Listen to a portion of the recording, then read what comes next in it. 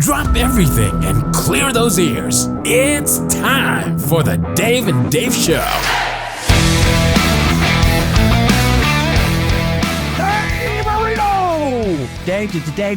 Dave, my favorite Mets fan. Yesterday was a rough day for us Mets fans. Let me tell you, that was a little tough to take. That's all right, you Mets fans. We're going to be talking about baseball, but good to have you back with the Dave and Dave. Dave, you're looking good there, brother. Welcome to a week of picks. We did okay, you know. We're still treading water, but we're above the Mendoza down here in the Gulf Coast. We're feeling good because we got some hot picks for this weekend. But David, let's roll right into your kickball, your soccer. You're on fire. Está en fuego, señor. 5-0 is on my count on the program. You had that Newcastle victory. I don't know where you pulled that from. That's the Premier League. They play them tough, and they did. Yeah. I mean, your premise that these smaller town teams playing at home are up for the task, playing these hard teams, but getting ties mostly. You're a push guy. The draw, as they say there, and it was unlucky, but it was a draw there, Mike. Good eye, y'all boiler. Yeah, so who do you like for it? So, you know, you're basking in the sun. Who looks good? I mean, there's some people who handicap soccer, football, whatever you want to call it, might have a problem with the fact that when I look at a game that I think has a good chance of being a draw, I'm usually looking at a team where the decided underdog is the home team. Now, let's say they decide to jump out on top. Well, now I need the other team to even it up. And you know what? They're supposed to be the better team. So let's go. Get me a goal. And it does happen quite a bit. Anyway, so we've been on a little bit of a tear, and these draw prices have been pretty hefty. Nice. What I'm looking at this week is might be a little heftier than all of them so far, because right now, the game early on Saturday is going to be Crystal Palace at home against Liverpool. Liverpool has been lighting the league on fire. Right now, they're at the top of the table. Crystal Palace were really good last year and I think they ended up finishing sixth or something like that. Really not having a good year at all. Really struggling. And I think this is backs to the wall time. I mean, even though they've only played a handful of games, that this is like, make a stand now or this season's going to hell. And if they're not careful, they could get relegated. They could get relegated to the lower league. So they get bounced out. Palace at home, play a good, tough, tight game against Liverpool. Try to salvage a point out of it. Liverpool won't be totally disappointed with only 1 point at Palace. And the draw is plus 360. So that's my pick for Saturday. Plus 360. Liverpool. I've been in Liverpool. I was taking the ferry over to Dublin and Hollywood. And yeah, we had a couple of beers. We had a couple of Guinness waiting for the ferry to shoot us over to Dublin. But Liverpool, are they tops in the Premier League? Absolutely. They've been on fire. Really playing well.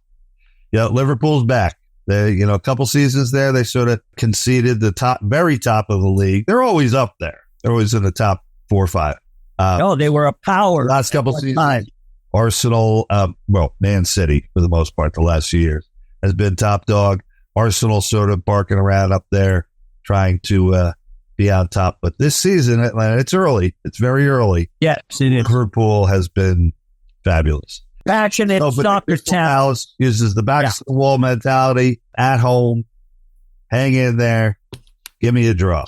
It starts off right 0-0. So at the beginning of the game, I'm winning. Okay. Plus 360 for Crystal Palace playing in Liverpool with those red jerseys. You got to love it. And the name of the port is Holyhead, by the way, there for you English. All right, we're on to kickball. We're off kickball and on the way to the college gridiron, where we're still doing very well. I had a nice 4-2. Should have been 6-0, but whatever. 4-2 last week. I know you're maintaining as well. You're doing well. Right away, let's get right to it. We were both on Bama, which is really nice. I had 3 units on Bama. Yeah. Although you weren't really supposed to be that exciting. Yeah, you weren't that impressed with that game. No, that everybody talking about it, the game of the century. How exciting was that? But to me, that game was a little bit on the. It was actually a little silly to me that a team could dominate as much as Alabama did in the first half, and then Jekyll and Hyde at home in the second half and blow a 28-point lead. It's inexcusable. And many of the great Alabama teams over the last 20 years had really, really great defenses. Right. Where it was, forget scoring, it was hard to get first downs against them. And that second half of that game, it really looked like Georgia wanted when they wanted. It just rolled down the field and just score so quickly. And at the same time, Alabama's offense that had been unstoppable in the first half. So what are you going to tell me? Oh, Kirby Smart in Georgia, they made the adjustment. Come on. That was absurd. Yeah. I tend to agree with you, even though I'm happy because even in the fourth quarter when Georgia was up, we get in that 2, we're like, please. Yeah, right. We were still, they didn't make the 2-pointer, so we were still. Exactly. The last thing I wanted was for Alabama to score a touchdown. Yeah, go down, kick a field goal, miss a field goal, do something, turn the ball over. I don't give a crap at this point. I'm winning. They score a touchdown. That's the only way we can lose. And it was a little bit pins and needles and pins. It sure was. An aggravated game that, at one point, I turned it off. I was watching something else. Well, before we get to our picks, and that's momentarily, who are the contenders, pretenders? Going into this, I was, guns a-blazing. I thought Alabama was a contender. I firmly stand behind what you said as well about the Ds, those Alabama's Ds. What the hell was going on, giving up all those points? Carson Beck, really didn't impress me that much. I thought he's a future QB for the Giants, my blue, but I don't know. I'm really not, now I'm kind of sliding my chips over to the orange, to Tennessee, because they have the tough D. They have the dominating D. But really, who have they played? So it's going to be a crapshoot. I know it's only week 4. We're not ready to push all our chips in. But to me, contenders-wise, I'm leaning toward Tennessee and maybe Boise State. The rest, ND, Penn State, Ohio State, I'm not ready to say all in yet. Yeah, I mean, this week, and this is the game I want to talk about, is the Ohio State-Iowa game. If they smack Iowa, and Iowa's not a perfect team by a long shot. They already lost. But they lost to a good Iowa State team. Iowa State, tough D. I'm not willing to concede anything to Ohio State until if they beat a team with a good defense like Iowa, then they're clearly the class of the Big Ten. A couple of the other schools would be down. I mean, they'd already have Iowa out of the way and probably would be able to take care of this vintage of Michigan, which is looking a little more than a little shaky. No doubt about it. This Big Ten, both of that a good time with. I mean, we've been doing really well with BYU. They are exceeding everybody's expectations. They beat some good, they play a pretty good out-of-conference schedule here so far. Now they started in conference, but BYU has looked terrific. I'm not saying they're going to win the national championship. I'm not even saying they're going to make the playoff. But for the beginning of the season, playing decent caliber of competition, BYU has looked terrific. They've surprised a lot of teams, the Mormons. And where I was leaning toward Utah as the strength there in that state, and I've been on the BYU bandwagon. Yeah, they do look really good. All right, let's swing right into your picks then. We're ready to go with college picks. Well, if you have a Thursday or a Friday game, you go first because I don't like any of these games. Okay, well, I'm swinging for the fences right away on Thursday night. Sam Houston State. I know you're laughing at me, Dave. No, I'm not. We talked about these games. Yeah, I love Sam Houston in this spot. I know we're giving up some points. I got him at 9.5. It was up to 11 at one point. I think it's chipped back down. It's getting some play. It's at -10 right now. Sam Houston State, strong offense. They're playing well, and they're going to beat up on UTEP. And then the other game is Texas State, a real, powerhouse there. But Texas State, they're going to join the I think it's Mountain West, because Mountain West is down to like 5 teams or something now with all the conference realignment. I think I heard Texas State is actually going to join the conference. So they're moving up. They're moving up in class, and I bet they start playing better and better, do what a lot of teams have done. They kind of go from nothing to all of a sudden, now 30 years ago, were you hearing anything about Boise State? Now, well, I do know that Texas State is still on the bubble. They're still there in the Sun Belt. This is their first conference game. They're playing Troy. Texas State has come out guns a-blaze, 34 points, 49 points, 28 points, 40 points. Played Arizona State real well. This is a real strong team and a strong program. We've been following them for the last couple of years. But I'm leaning toward Troy. I'm going to take 13.5 at home. Troy has gotten beaten up a little bit, but who'd they get beat by? They got beat by a strong Iowa team at Iowa. They got beaten by a strong Memphis team in Memphis. Both of those games, okay, within 17, 20 points, but those are huge programs. They beat Florida A&M at home. They lost to Nevada by a couple points, and also University of Louisiana Monroe, who's kind of strong offense. They're actually at the top of the Sun Belt. Anyway, I'm taking the dog there, Troy, plus 13.5. Both of those games are Thursday night. Sam Houston. And you dip it. What was the line on Sam Houston State? What are they getting? Minus 9.5. I got it minus 9.5. It's clicked up to 10, but I'll even take it at 10. Because you mentioned these games earlier, so I took a look at both of them. I didn't really have a good feeling on Sam Houston or UTEP's crappy team, but I do kind of like Troy. I agree with you, Troy for sure. That's a nice little spot to get, and Trojan horse. Slam time. Yeah, we'll take the almost 2 touchdowns, 13. And those are on Thursday night tonight. Dave, which way you starting off? Yeah, great. I'm waiting until Saturday to get going here, and not a lot of really attractive matchups. I know everybody was supposed to go so crazy over that game last week, and granted, I watched it. And didn't think it was the game of the century, but a game that to me is probably going to be more appealing as a college football fan is going to be Iowa, Ohio State, as long as Iowa can play tough, as long as they can, in a way, try to at least control Ohio State's offense a little bit. I know Iowa's offense itself is challenged, but you have to love their defense, and I just want them to hang around in this game, make it competitive. Let's see a game where scoring points means something, where if you score a touchdown versus a field goal, it means something, not 4-touchdown lead. Oh, we could still come back. To me, that's not football. I don't know what it is, but it's not football. So Iowa plus 20, Ohio State hang in there with defense. Yeah, they got a tough D. And who has Ohio State really played? They're out of conference. Exactly. Marshall, West Michigan, Akron. Okay, they beat up on a Michigan State team that's really in, It was not nearly as one-sided as that score appears.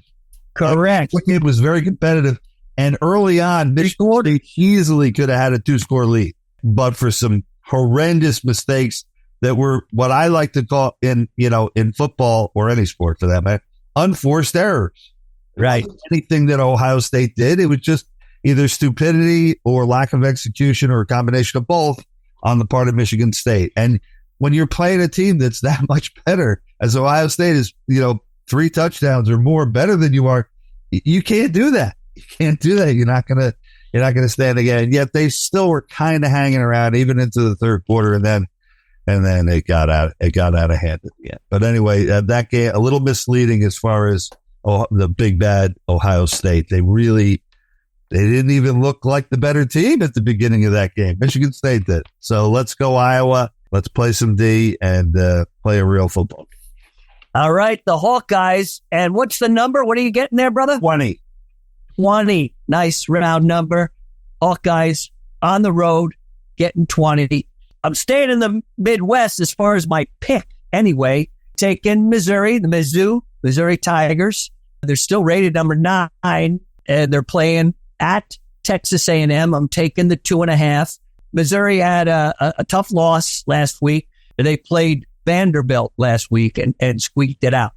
But what I'm trying to say is I think this Missouri team can go down to Texas A&M. I think they're the pretenders. It's really not a good team. Yes, they beat Arkansas 21-17 last week. They beat a weak Florida team. They lost to Notre Dame. We already know. That was actually an embarrassing game, I thought. That was the one that makes me really look twice at Texas A&M, and I don't think they're all there. That loss at home to Notre Dame.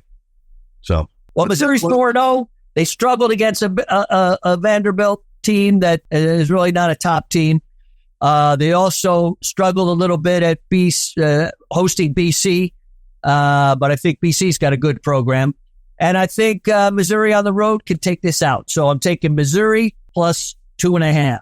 Who are you looking at, Dave, for your second? All right. Well, since you mentioned them, we've been talking about Alabama, so I'm figuring a little bit of a hangover game. And they're playing Vanderbilt, who did really go toe-to-toe with Missouri and look pretty good.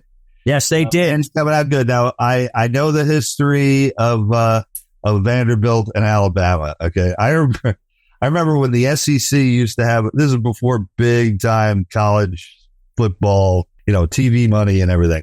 They used to have the game of the week was on Turner on TBS on Saturday. Early game, always a 12 o'clock game, have the game of the week. It seemed like for a lot of years running, the Alabama Vandy game would be that game of the week that was on. And I can't tell you how many 30, 40-point wins for Alabama I saw on TBS. But anyway, this year, after that game last week and just the hangover from that game and Vanderbilt showing that they can play with a top 10 team, Missouri really taking Vanderbilt plus 22.5.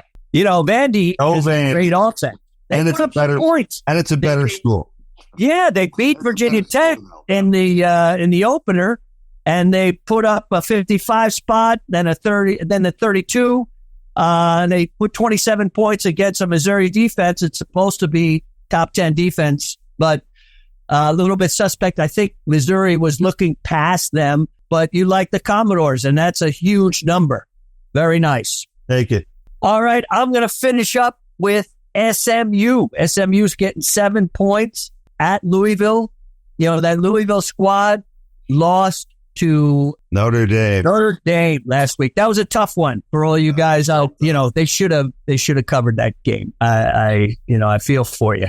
Notre Dame, another pretender. Although I will say that it was not purely Louisville's play or Notre Dame's play or a combination of the two that dictated that game. There was some horrendous officiating in that game. Horrendous. Check out the play where Louisville would have gone up by 2 scores, I think, where they would have taken a lead, something like that. I did see that. Critical play, a pass interference called on both players, where all it was defensive pass interference, no question. All the way. He tackled the player, did nothing. And somehow they decided to come together and say, we can't throw a flag on the Irish and put the ball down here this close to the goal line. We've got to say that they both interfered with one another. That was a lame call. Even the guys calling the game on television, were scratching their heads over that one. It was pathetic. There were a couple others during the game that didn't make any sense. And I thought Louisville played pretty well. Made a couple of big mistakes that cost them. And then some of these referees calls, and they ended up losing the game by a hook. That one. Well, Notre Dame is suspect. Suspect on my list. They've been that way since week 1. But more so than that is the SMU Mustangs playing great. Their only loss is to BYU, a 3-point loss at home. And there were a couple penalties there on the last drive away from beating that team. I think they were a big favorite in that game, too. SMU they were. To beat it. And they were supposed to crush them. This year. They really are. SMU can put up some points. They put 66 on TCU. Now that we know Florida State is a weak team, but they still beat them 42-16. They're going into Louisville. It's going to be tough, but I'll take the touchdown. I got 7 points on them, and that's my last pick. SMU plus 7 at Louisville. All right, so since you're Mr. Thursday Night Football with 2 picks, I got to give you 2 at once. My first call is going to be, well, it's a late game on Saturday. I'm going to give you the Cal Golden Bears. Oh, Miami. they're going to be funny. I've priced a couple times already this year going against Miami. I'm going against them one more time. And I'm just going to put a little bit of a handicapping angle on this one that a lot of people overlook, but it's important. Just a little bit. This game doesn't start until 10:30 at night. And Wow. yeah, I mean, dude, That's a long way to travel for those Hurricanes. they like to talk about how it's so hard for the West Coast teams to come east because, the game can sometimes be starting at 9 o'clock in the morning their time. But this one it's the reverse where it's starting so late at night that I'm hoping that the body clock there and everything for the Miami players isn't going to be up to snuff. And Cal has been they've been hanging in there a few times this year where they were not supposed to be very good. But They beat Auburn. Yeah. Yeah. Yeah, that was a surprising game. They had a little hiccup last week. Auburn was handling Oklahoma. They Yes. let it get away. No. They were handling. I had no business covering that game. I had already put an X through it. And as you know, you're on the other end, and it was a crazy finish, and we didn't talk for an hour after that. We were That was rough. Exactly. But I think Cal had a little hiccup last week, obviously, against Florida State. But prior to that, they handled San Diego State easily. They went into Auburn, beat them by a touchdown, and UC Davis, which they opened up at. But yeah, a long way to travel and playing that late at night against a Berkeley crowd that's going to beat bananas if they can keep the band off the field. Well, that was the Stanford band. It was California scoring the touchdown, though. All right. But, point taken. Keep the band off the field. Yeah. Let Miami's band out of the field. If Miami even has a band, I think They got a tough D as well. Look, they held Florida State, that powerhouse, to 14, Auburn to 14, and San Diego State to 10. I understand Miami with this quarterback. He's the second coming. But what kind of number? What kind of points are you getting there? 14? I see plus 10. Okay, Wow. I think my last one is I'm actually looking at a hangover for a team that lost a tough one last week. They were beaten by the better team, by the way, and that was Mississippi. Lost straight up last week to Kentucky.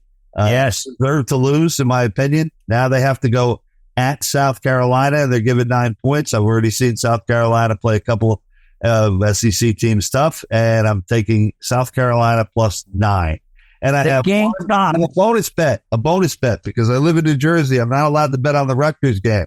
So I'm giving it out free to all you punters out there. Rutgers on the money line against Nebraska. They're going to beat them straight up. They're getting 7 points. If you feel you need the 7, go ahead and take it. But like Rutgers to win that game straight up. Oh, Rutgers, that new program. Yeah, that's a tough game. Cornhuskers are good, especially at home, but you're going the money line. Very nice, Dave. Very nice. Thank you for that bonus. All right. Pro football. Let's go. All right, let's jump right into the pros. We were a little bit, lukewarm there last week, up and down, but let's get right to it. I'm taking the Giants. I'm taking my G-men. They got to go all the way to Seattle. I'll take the 6.5. I think the Seattle defense is leaking water. I think we can stay with them, hang around. You know what I mean? 6.5. I'm taking the Giants, heading out Seattle way. Where are you starting off, Dave? Points. I mean, I watched Seattle play last week. Oh, my God. That defense. No doubt. Lions, they could. He's not dead yet, but he'd still be rolling over in his grave. It's funny. Giants are one of my picks. All right. So we each have one of the books. I got the Giants. Let me pick one that maybe you have, and we can get that one out of the way. I am going with tonight's game. That would be the Tampa Bay Buccaneers against the Atlanta Falcons. And I'm going with the Bucs. Let's go, Tampa. I think they're Baker Mayfield, MVP. Really, I think I know Atlanta squeaked out that game against New Orleans, but Tampa's my pick here. And I'm going to take the 2.5. I've actually got 2 out of 5 picks for the week that we're going to talk about here. I've got 4 teams that are getting less than a field goal. They're all getting points. The 3 of them are getting 2.5, and one of them is getting 1. And occasionally I'm going to talk about old handicapping principles. And then this is one right here. I used to have a guy, he was a bookie in the city, And he used to say, I take every team that's getting less than a field goal. Any team that's they can't be getting 3. It has to be less than 3. And they have to be getting at least a point. Remember the plus 2, plus 1. He used to do half a point in football betting. They don't do that anymore. They used to do half. Then I'm going against your old bookie guy, which is a whole different episode. We could be talking about bookie guys all night. But Chicago, Vegas, going across the border in Tijuana. But I'm taking the Pats at home against the lowly Dolphins. The Dolphins cannot find their way yet. Sorry. I think the Pats are kind of on the upswing. They're 1-3, 0-1 at home. They get the first home victory. They're given a point. I'd like Jacoby to bring them home for their first victory at home. So that would be the Pats -1 as my second pick. Coin flip game to me, so I'm staying away from that one. But good luck with your Patriots. Thank you. Here's my contrarian pick of the week. Is going to be, we talked about this game earlier, Baltimore and Cincinnati. And yeah, boy, it really looks like, now here's another one. Speaking of old bookmakers, if it looked like they were begging you to take somebody, if it looked like somebody was super easy, just stay away from that team, stay away from that team. Doesn't work quite as well as it used to. This line looks like they're begging you to take Baltimore. Obviously, a team ascending. They were 0-2. They turn around. They kind of spanked the Cowboys, then let them back into the game. Definitely spanked Buffalo. I mean, that was an ass kicking. Okay, great. I agree. Now they go in Cincinnati, backs against the wall Bengals. Got into the win column last week. Granted, I almost don't count it as a win because it was against Carolina, but we'll give it to them anyway. To me, this reminds me a little bit about the soccer game we talked at the beginning of the show. This is a backs to the wall game. You're at home. If you're going to do anything with your season, this game. So I'm taking the Bengals +2.5 again. It does look like they are begging you to take that. And speaking of begging you, I'm going to go out California way with the Rams. I know they're beat up, but you're getting 3 at home against the Packers. I was not really impressed with Jordan Love, the way he came out, but especially with the Packers D. And that's going to be my third pick is the Rams. I got them at 3.5. I see it at 3 now, but I'll take the points. Rams at home +3. All right. The Rams. Okay, be that way. Oh, we were talking about how there's hardly any interesting matchups in college football this weekend, except maybe Ohio State, Iowa, even though when you have a 20-point line, I mean, how competitive is that game actually supposed to be? I think it's going to be competitive, but I could be wrong. Just not a whole lot on the board in college this week that looked all that great. But the pros is a different story altogether. There are really interesting matchups, and maybe that's because all these teams are so similar, and there's really not a lot of power versus patsies. No offense to your Patriots. Not calling.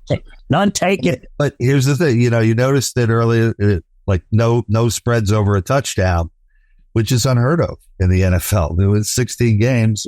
Is there anybody on a bye week this week? I don't know. But anyway, I think there might be. But with this league, normally you're going to have a couple double-digit spreads, and to have all the lines within a touchdown just goes to show, the parity that does exist in the national football. It's incredible. All the games are 3 points and less, except for the Giants and the 49ers. Yeah. So where are you going, laddie? That's classic? Talk about the classic Cowboys at Steelers? No, that's my last one. The next one I was going to talk about was a team that sort of showed a bit of an Achilles heel last week. I'm kind of surprised they're favored. That's what scares me about this one. But I'm taking Houston, the Texans against Buffalo. Houston looked terrible. Okay, fine. Get that one out of the way. But they're still one of the top offenses in football. They can throw the ball all over the place. They've got a great young quarterback, and they can run the ball. Buffalo against they couldn't stop the run against Baltimore. So I think they're going to be in for a long day against Houston too. I think Houston's going to come out and say, we're just going to run the ball down your throat. And even if they can contain it a little bit, Houston has the opportunity to throw the ball on them. Home team, small home dog, less than a field goal. Taking Houston Texans against Buffalo Bills. They've been playing tough, and they played a Jags team that were their backs against the wall last week, and Houston still came out on top. They still won. Yeah, and I didn't look good. It didn't look good at all. It didn't look good at all. I mean, I'm looking at them as like losers from last week. They won the game. They don't give a shit what they look like. They don't care what the score was. Well, I'm going to let you talk about that last pick because we're both together on the Cowboys plus 2.5. And Dave, why do you like the Cowpokes? I don't like Dallas. This is more of my a little down on Pittsburgh. Beginning of the season, I thought they would be a team that was going to struggle and not win as many games as might be projected on the over-unders for wins for the season. I had Pittsburgh on my list of unders. Sticking with it, went against them last week, and it worked. Indy came out. They were smoking them. It turned into a game. I get it. I understand. Pittsburgh didn't quit. They're never going to quit with that coach. I just think the talent level here with Dallas, it's too high. And I got to come out sometime. I mean, I agree on the overrated, and also I agree. Crazy blitzing Dallas's crazy blitzing defense, I think, is going to give Justin Field some problems. So I'm with you on that one. All right, I'm going to sign off on the NFL. But first, Mike, I'm going over to England. I'm looking at this spread. It's plus 2.5. Nobody in their right mind is going to bet on the Jets. Those limeys over there love the green. And so do I. J-E-T, yes, Jets. We're going with the limey green. Plus 2.5. They should be, plus 7, plus 8. What's with this Vikings? You know that the line roll over everybody. It's Sam Darnold. I think. Yeah. Our colors are red, white, and blue. I'm with Don Aaron over there, and the Limeys are going to have a little fish and chips, and we're going to enjoy the victory there. Good eye. And you do know that they were conquered by the Vikings at one point. You do know that the whole island chain was overrun by crazy guys in boats. Hey, air horns coming out of their heads. Yeah. That's what I've heard. It's a nice profile for the Vikings, but the Jets are going to get it done. I think we're done with the NFL. Quick recap. I'm taking the Cowboys 2.5, Giants plus 6.5, Pats -1, Rams plus 3.5, Jets plus 2.5. Your NFL recap, and then we'll hit some baseball. Tampa plus 2.5, Cincinnati plus 2.5, Houston plus 1, Giants plus 6.5, Dallas plus 2.5. All right. Let's look real quick. Those are our picks. We got about a minute left. We're talking baseball. We got the Mets. You've already, told me about those Orioles who have already shown their true colors. And they're out of here. Who are you looking at, Dave? Who are you looking at for this weekend? Just team wise, the Yankees have this tailor-made now because they got rid of two teams that give them problems. The Orioles give the Yankees problem, and obviously Houston has given the problems in the playoffs. They got rid of both of them. And for some reason, teams from the Midwest and teams from the Central Division, it's like the Yankees throw the glove out on the hill, and it's over. The game's over. They see those pinstripes, and they just come unglued. So now that's all that's left. There's only from the Central against the Yankees, and as much of an anti-Yankee person as I am, I know looking like they're rolling out the red carpet for them. Plus, I don't see any of those teams really being all that strong. If I was going to worry about one of the teams from the Central, be it Cleveland, the Royals, I would worry about the Tigers. Yes. Because they're playing well. They have a bona fide. They're the hot team. Say that Kansas City's got some pretty good pitching, and that Reagan's is good. Yes, he is. Scooble can beat anybody. And shut down anybody. Now, when they get at the Yankee Stadium, is that going to be the same situation? I don't know. I think that would be a great series if we had Tigers. Well, they got a great pitching staff through and through. They got great relievers in Detroit, and they were no hitters. They don't have a lot of sticks, but they believe in each other. They play tough D. They're playing behind a great pitching staff. Scooble is a Carl Hubble up there. They're getting it done. They're believing, and I think they can take a weak Cleveland team. Detroit's got to get past Cleveland first. Right. And then Yeah, I kind of see Kansas City laying down against the Yankees like they normally do. Also, the fact that they were playing poorly at the end of the season. Kansas City really was. Now they came out, won these 2 playoff games, looked good, but maybe that's a symptom of by the skin of their teeth. Baltimore just all the two really well pitched games. Yeah, fantastic. All right, we're wrapping it up. Let's see you on Tuesday. We're going to be talking more baseball. This is Dave and Dave from the Gold Coast, picking winners.